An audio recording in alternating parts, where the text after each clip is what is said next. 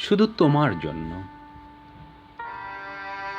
কতবার যে আমি তোমাকে স্পর্শ করতে গিয়ে গুটিয়ে নিয়েছি হাত, সে কথা ঈশ্বর জানেন। তোমাকে ভালোবাসার কথা বলতে গিয়েও কতবার যে আমি সে কথা বলিনি, সে কথা আমার ঈশ্বর জানেন।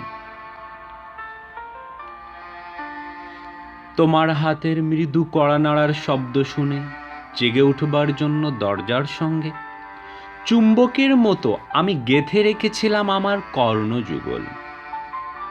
তুমি এসে আমাকে ডেকে বলবে, এই ওঠো। আমি আমি আর আমি একই শুনলাম। এমতো উল্লাসে নিজেকে নিক্ষেপ করব তোমার উদ্দেশ্যে। কতবার যে এরকম একটি দৃশ্যের কথা আমি মনে মনে কল্পনা করেছি, সে কথা আমার ঈশ্বর জানেন। আমার চুল পেকেছে তোমার জন্য, আমার গায়ে জ্বর এসেছে তোমার জন্য।